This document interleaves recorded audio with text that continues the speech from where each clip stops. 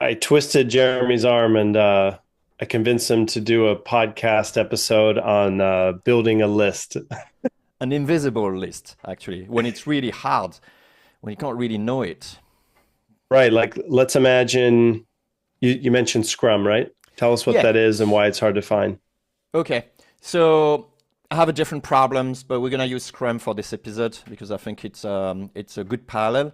The idea is really what do you do? Who do you contact when you don't have access to what tool they're using? So, for example, if they're using, I don't know, something on a technology that is on their website, then you can figure it out. You look at their website and you say like, "Hey, it looks Right. like you're using this technology." But if it's an internal process, so Scrum for development or whatever, it's Or not cold something. calling for a sales team, Yeah, right? for Like, example. Yeah, mhm. exactly. Then it's really hard to know if they're doing it or not. So you could potentially contact everyone, but Yeah, that's not very efficient. It's kind of like a cardinal sin to sort of like spray and pray. So there must be a better way, or like, is there ways, right? And I think mm, that's what we're going to discuss today. Like, what are that's some right. of the way we can do it?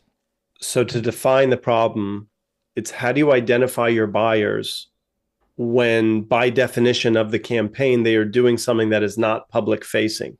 How do Exactly. Well, you how do you find the invisible prospects? yep. Which is already a pretty good headline for the episode. We should remember that so we don't end the recording and just fumble with the Oh, I need headline to for a put the minute. 10 minutes. All right, Yeah. for the 10 minutes.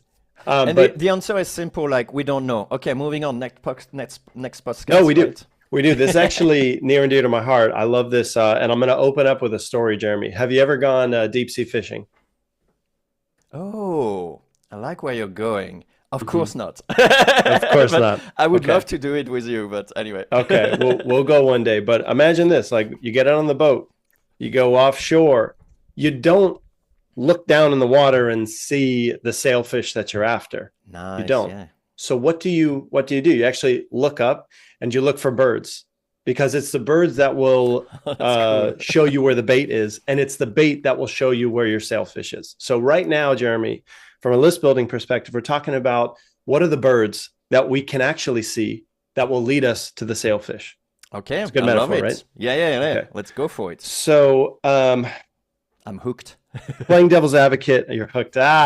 We see what you did there. Playing devil's advocate, is there a good reason to use Scrum instead of cold calling? I feel like they're interchangeable at this point. Oh, yeah, I think they're interchangeable, but that's a good idea because potentially there may be symptoms that forces a Mhm. company to adopt certain framework, right? So it could Okay. be, for example, once you get a certain size, you have to be SOC 2 compliant, or like some sort of like security thing that needs to Hmm. happen, or legislation or regulation that suddenly start applying to you when you got more than X number of.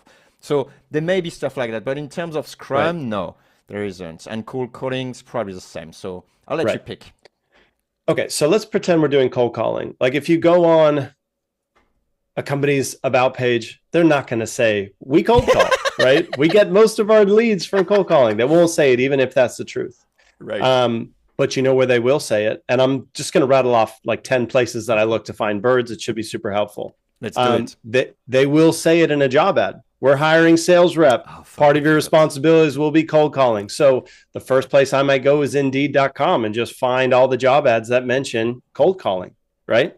Okay. I It's mean, pretty good. I'm just going to kind of It's rapid pretty fire good. on LinkedIn. Yeah. On LinkedIn, there's groups, cold callers unite or cold calling killers or cold calling secrets. And there's tens of thousands of people in there, right?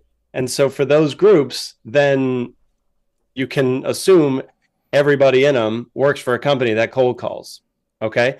Let's keep going. If you happen to follow three gurus on LinkedIn that teach cold calling hacks, you probably are a cold caller, and therefore your employer is a cold Oh, you're caller. looking at the technology. It's a good indicator. It's not a It's a proof good on this indicator. one, but I love it. Yeah. Okay.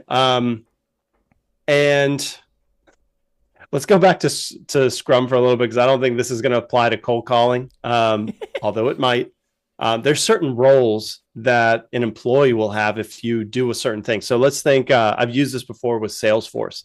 So you want to find companies that use Salesforce? Sure, you go to Built With and you can find technology. You can review the HTML. You can get clues. But it also works out that at every organization that has Salesforce, most of the time there's somebody with Salesforce admin in their title, especially if they're enterprise. Right. So look for employees. It could be, salespeople that mention cold calling in some of their job description. You can like take apart their LinkedIn keywords and see if they're, doing those activities, all right. So I'm riffing. Go ahead on your side, Jeremy. What did I not share? So love it, because I didn't have those ones, but I have different ones. I have conferences. Like sometimes, there is people going at a certain conference because they want to learn more about that stuff, or training, training conferences type of thing.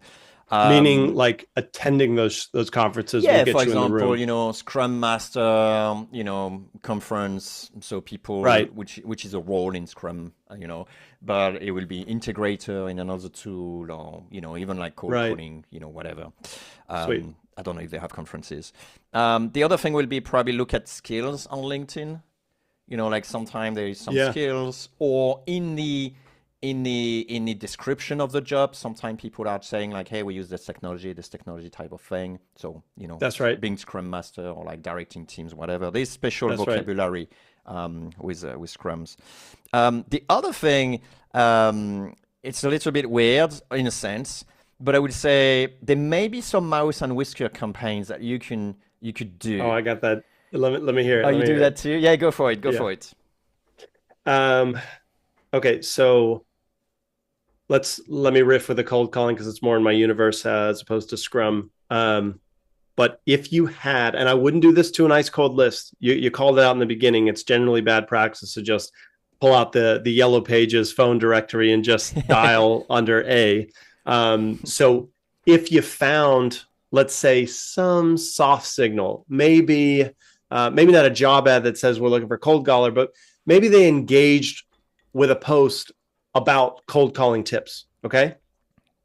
If you weren't really confident, you could do mouse and whisker, which is Jeremy's term for like testing the waters, kind of and you could just ask that person who engaged with a cold calling post. You might say like, hey, do you have any good cold calling experts you follow here? If they do cold calling, they'll probably happily share a few. If they don't, they'll be like, either ignore it or no, I don't. Yeah, that's not a bad idea. That's not exactly what I will call mouse and whisker. Mouse and whisker is the sort of like you can be interpreted as a client potentially with your questions, so they're much more prone to answer. Right. So that's right. I don't know. In the term of the Scrum stuff, that's a tricky one. I don't know.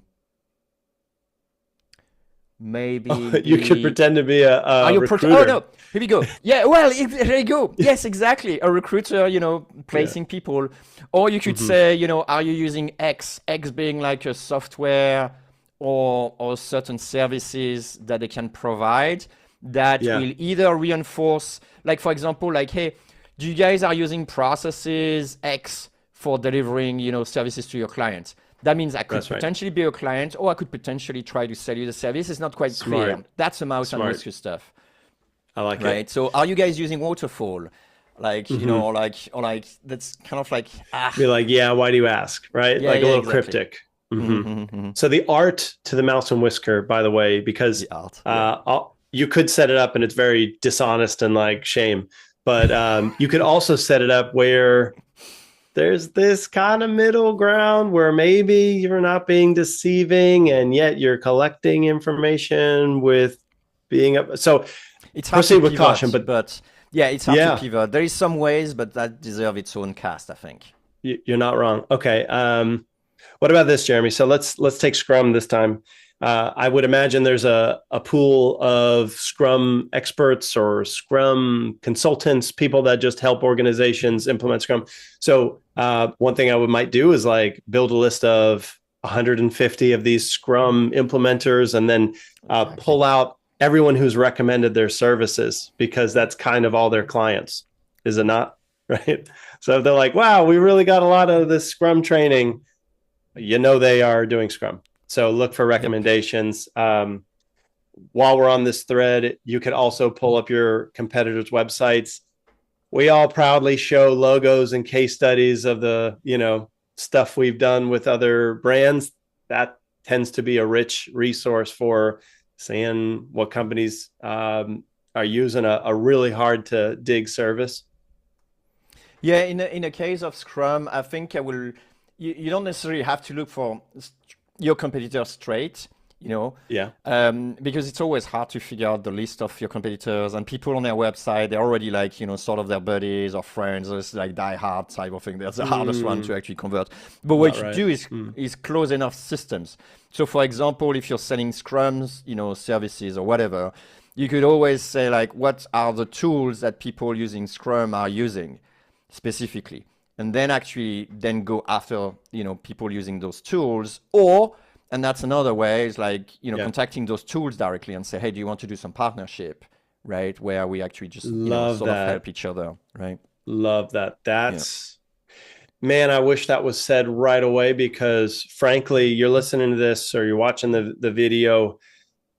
Some of this is going to feel like, whew, that's a lot of work. And that's why I made SalesBread to help you out with that. But the partnership angle, that is as close to fish in a barrel as you can get. And it's a nice place to start. You can just reach out to people who may already have that network of Scrum people or cold calling companies. And if you make a couple good connections, you'll move the needle. Yep.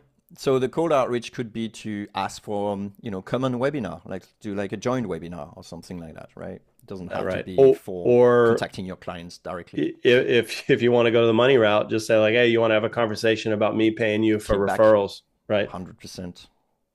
Easy. All right, we're at time. The only one I didn't get to share was like scraping Facebook groups and then working backwards to find that person's either email or LinkedIn. Yeah. And I would only reserve that for like, I think they call it psychographic, where you need to find like surfers who are also VPs of sales so that you can invite them to your Nicaragua surf sales retreat thing, right? Like you can get like Facebook granular if you had to, but those are kind of a pain. Love it. Did you miss anyone of yours? Not really. I think you mentioned one, but I could like enlarge it. Like you mentioned it with like going for, implementers or stuff like that. I will just say more globally, find people who can own your audience or who own your audience already. So that could effectively be the influencer road, like you say, an implementers, like you say.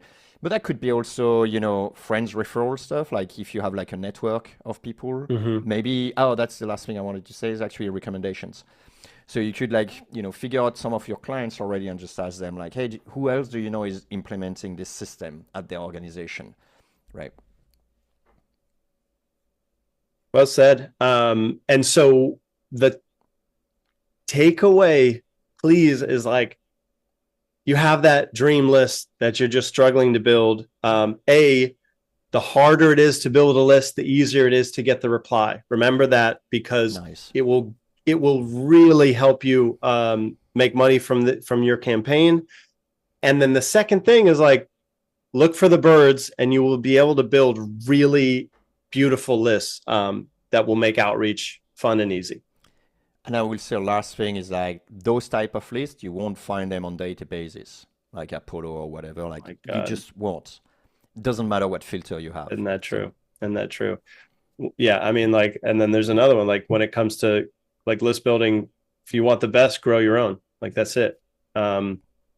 Because everybody's got a pollen. Whatever. Yeah. All right. We can end here. But thank you, Jeremy. What a fun cast for me and my nerdy list building brain. So appreciate it. Good stuff. All right. Thanks, Jack. Cheers. Bye.